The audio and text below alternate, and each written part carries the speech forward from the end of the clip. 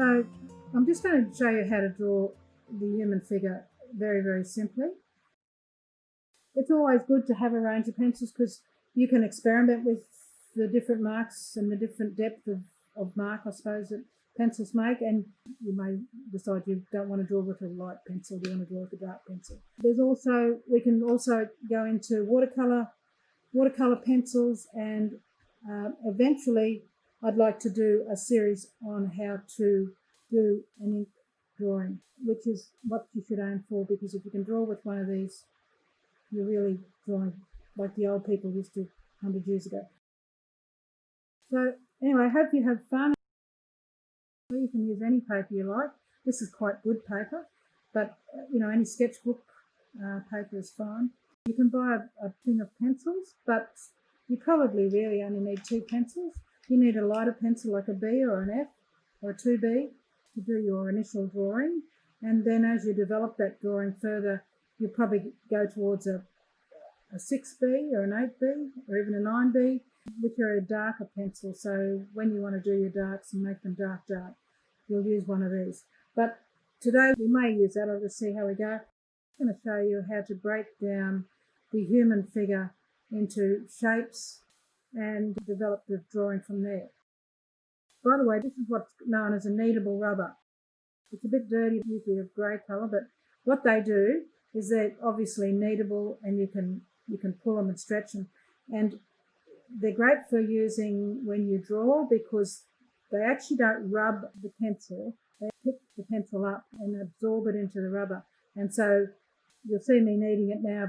If you are drawing and you have a lot of rubbing out to do, you'll find that it'll get dirty where you're rubbing out. So you just fold it over and knead it again, and that absorbs the pencil. You can get a nice clean rub again. The beauty of these two is you can make them into a point, and you can actually, if you've got a really little thing you want to rub out, you can deal with it that way. And also, if you're doing I'll just show you, if you're doing a big drawing and you come to something like this, and you want to pick out a bit of light in that, you just use this, and you can just do that, and you see how that's on the rubber now. I'll just cold that in and do that, and so you can use it for all different sorts of effects and things like that. So all you really need is one of these and a couple of pencils to get started. All right, so I'm going to get my B, and then I'll just show you how easy this is.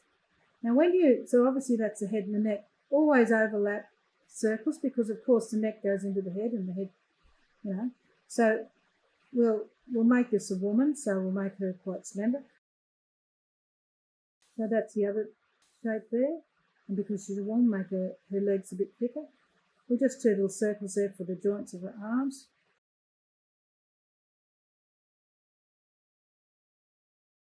Of course, the legs come out of the hips. Try to make the legs the same length. Keep it nice and loose. Don't hold your pencil like you're writing. Try and hold your pencil back a bit from the tip. And drawing is, trust me, it's all practice. So now we've got this basic outline done. We're just going to go around the outside, just pressing a little bit heavier on our pencil.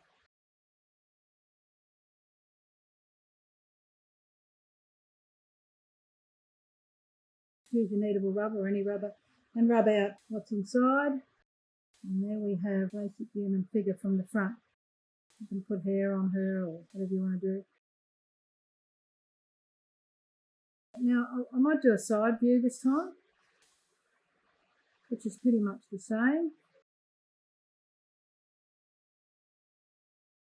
Now the more you practice this, the better you will get. My suggestion is try not to make it all too difficult. Just do it quickly and just have a bit of fun.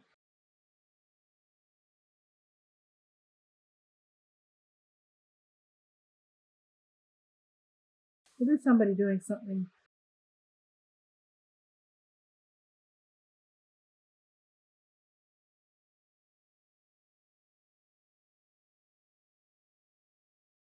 It's all just having a play.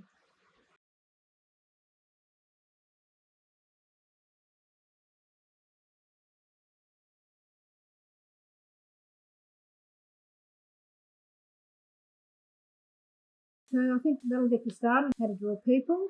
We can extend that later on, and we can also go into drawing faces and portraits, which again is shapes. We can break shapes down, as you probably know, I do a lot of birds. So birds are the same. We'll do a rooster.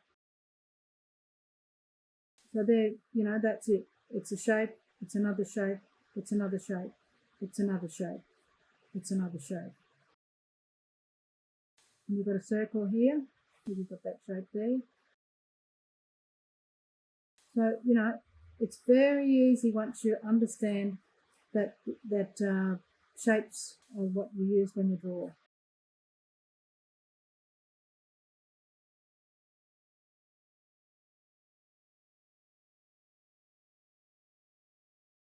And just before we go, we're just going to have a little go with light and dark. I'm always harping on about dark and light.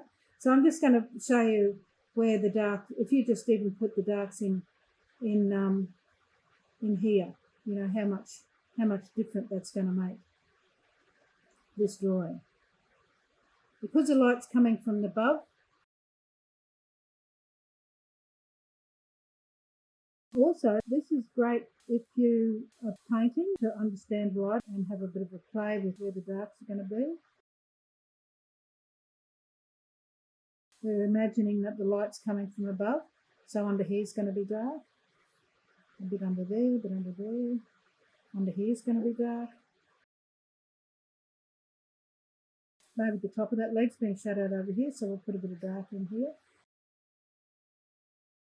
And then you can also have a bit of fun with shadows as well. Shadows are good because they ground things. All you have to do is take this knowledge and practice, and you'll be able to draw anybody doing anything. But you have to practice and get a nice flow.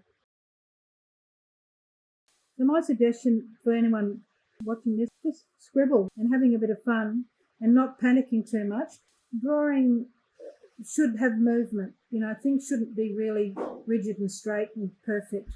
They should have movement. As you can see with all these figures, they look a bit like they're moving. So anyway, I hope you have fun and hope you've learnt something from that.